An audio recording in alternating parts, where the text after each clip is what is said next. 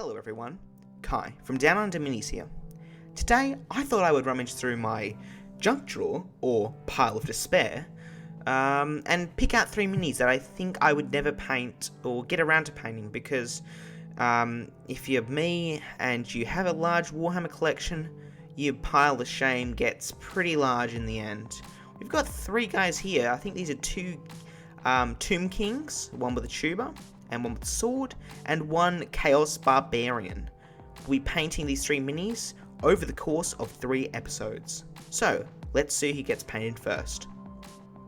Okay, we're going to choose this skeleton sword boy here, moving the others out of the way, getting him in the center here, because he is now the center of attention, getting a nice scar white, and I think a rock sand, mixing them together to get a nice white color, or bony color. As if we painted the whole mini white, we really wouldn't want that bleached bone color. We kind of want a more decrepit, been sitting in the sand for a while, bone color. As these guys are from Egypt, they would have a lot of sand, so we just want to do that. Just mixing a little bit of water and a bit more white into this, just to get the proper color that I was looking for. And then we are going to now paint the mini. So I personally start with the legs and then make my way up. You can do whatever you want. You can start from the skull and go down. You can start from the arms and go left to right. It's really up to you. It is your miniature. It's your Warhammer. It's your whatever. You can paint it how you want it.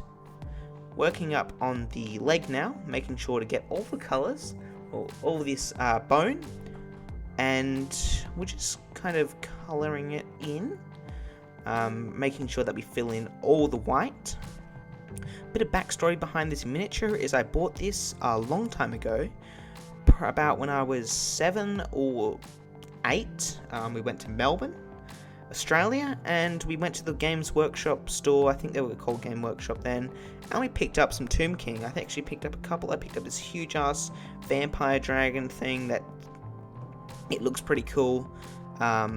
And we picked up these skeletons, and I think a few other things, like some space wolves and that.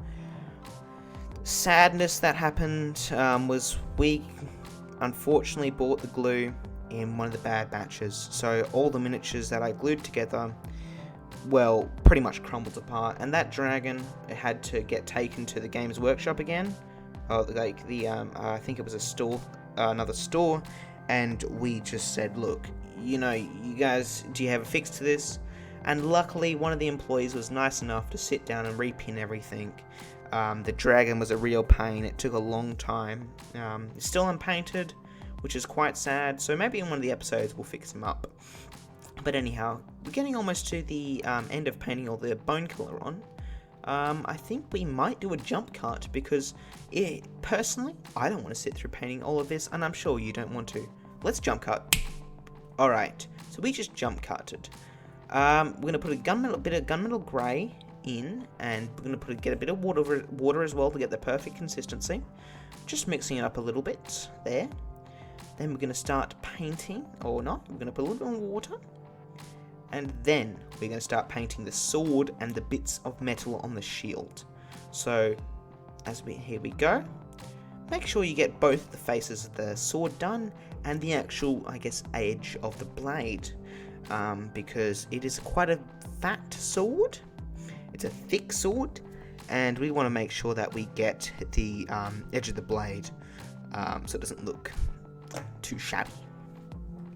We're just going to paint a little bit more, making sure also to do the shield inside once we've done this sword here. And a little bit more backstory on these. I've had these sitting in the pile of shame for a good 6 to 7 years. Yes, a good 6 to 7 years, maybe 6, maybe 5 years, but I'll say 6 to 7.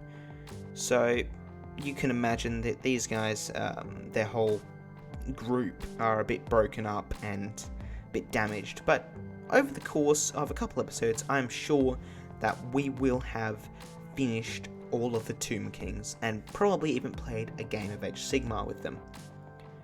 Next, we just have to get a little bit more going through the shield, and I think we might do another jump cut. Let's do it. Okay. Alright, so we just did the jump cut there. Getting a little bit of brown, mixing it up. I think this is flat earth. Just getting a good consistency on the brush there, mixing it up a little bit better. Looking for what I presume is the perfect kind of mix. We're just going to do the interior of the shields. We're not going to do the hilt, the handle of the the exterior of the shield, because the exterior of the shield will be painted in yellow, and the blade, handle, and hilt will be painted in bronze. So I'm just going to mix it up a little bit else, a little bit more. We'll also be painting the edge of the base, just to give it that little bit of just love and attention that the rest of the model will get. So we'll just keep on going there, and we'll move on to the next stage, which is the yellow.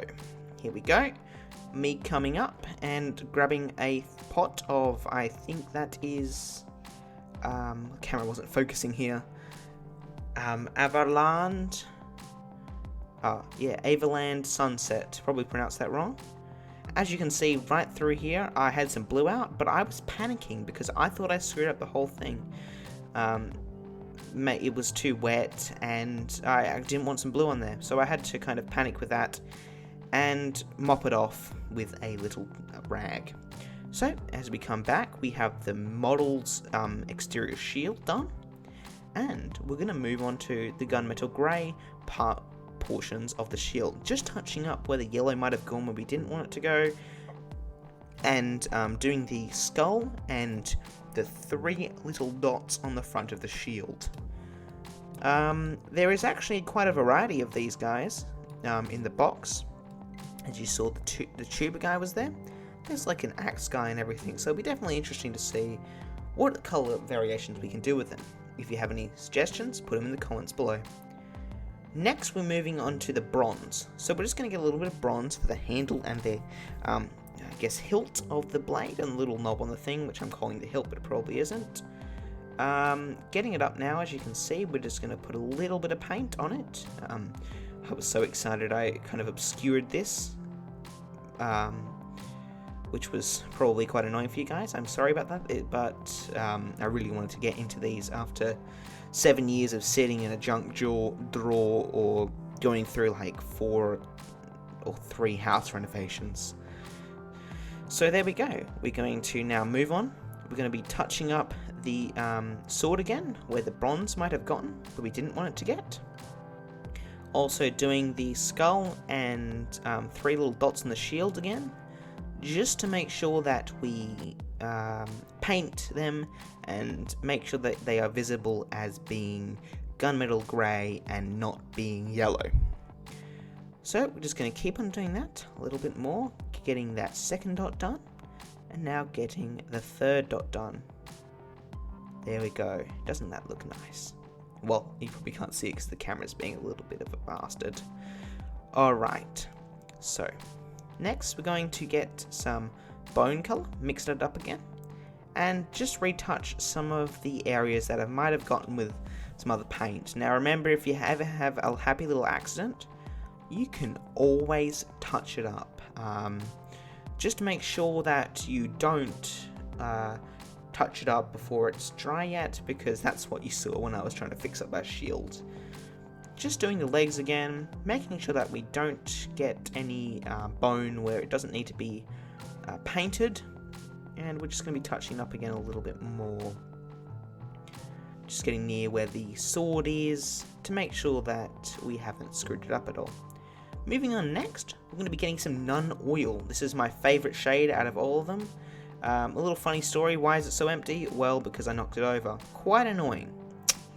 Alright, so let's just get a nice amount on our brush and just kind of put a lot on that model. Now, I'm different when it comes to painting, or maybe not different, but I do it as the shading is the last step. I don't do anything else apart from the basing.